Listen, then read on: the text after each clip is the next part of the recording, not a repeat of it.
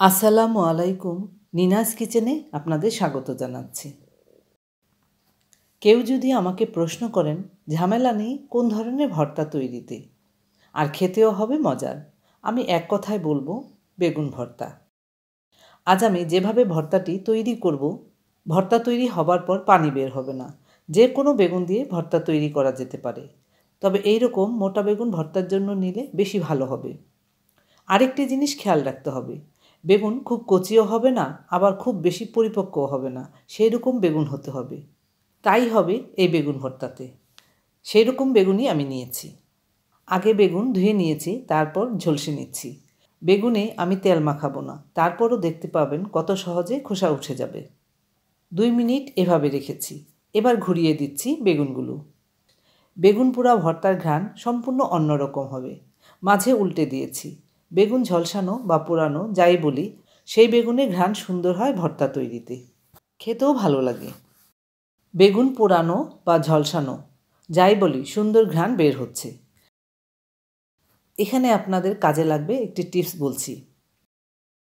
বেগুন এভাবে ঝলসে নিলে বেগুনের খোসা ছাড়ানোর পর পানি বের হয়, তা বের হবে না। 7-8 মিনিট লেগেছে বেগুন পোড়া হতে।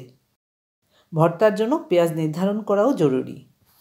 আমি ভর্তার জন্য নিয়েছি এই রকম ছোট ছোট কোষের পেঁয়াজ। এবার মরিচ ভেজে নিচ্ছি। শুকনো মরিচ নিলাম 7টির মতো, আর দিলাম কাঁচামরিচ 2টি। চুলার আঁচ অনেকটা কমিয়ে মরিচ ভেজে নিচ্ছি। মরিচ ভাজা হয়েছে, এর মধ্যে আমাদের বেগুনও ঠান্ডা হয়েছে। এবার দেখুন কত সহজে বেগুনের খোসা উঠে যাচ্ছে। বেগুন যদি ঝলসানো বা পুড়ে নেওয়া সঠিকভাবে হয়, তখন কোনো সমস্যা হবে না। আপনাদের তো দেখিয়ে দিলাম আমি কিভাবে বেগুনটা পুড়ে নিয়েছি। ও আরেকটি ভয় থাকে আমাদের, পোকার। যদিও এই বেগুনে পোকা নেই দেখে নিয়েছি, তারপরেও দেখিয়ে দিচ্ছি। এবার টুকরো করে নিলাম। এবার ভর্তা তৈরির পালা। শুকনা মরিচগুলো মুচমুচে হয়েছে, লবণ দিলাম। মরিচগুলো গুঁড়া করে নিলাম। মরিচ গুঁড়া তো হলো, এবার পেঁয়াজ কীরকম হলো দেখে নিই। পেঁয়াজ কুচি করা হয়েছে এই রকম চিকন করে। আবার কিছু পেঁয়াজ মোটা কুচি করে নিতে হয়, সেই ক্ষেত্রে ভর্তার টেস্ট অন্যরকমও হয়। পেঁয়াজ কুচি আর মরিচ মিশিয়ে দিলাম হালকা হাতে। পেঁয়াজ ডলে পানি বের করে ফেলবো না। এর মধ্যে সুন্দর ঘ্রাণ পাচ্ছি। দিচ্ছি এবার ধনিয়া পাতা কুচি আধা কাপ।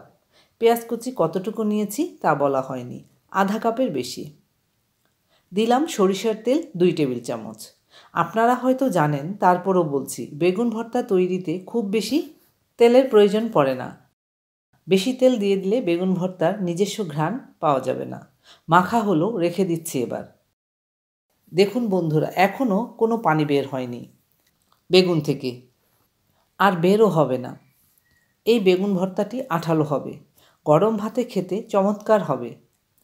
এবার উপরে ছড়িয়ে দিলাম মাখা পেঁয়াজ। মিশাচ্ছি আর ঘ্রাণ পাচ্ছি অসাধারণ। আজ আমি মাখা ডাল আর বেগুন ভর্তা দিয়েই খাবো, আর কিছুই লাগবে না। তবে হ্যাঁ, লাগবে গরম ভাত, ব্যাস। এই বেগুন ভর্তা আপনারা কাঁচা আটার রুটি দিয়েও খেতে পারেন। এভাবেই সহজে তৈরি করে নিন বেগুন ভর্তা। ধন্যবাদ সবাইকে আমার ভিডিওটি দেখার জন্য।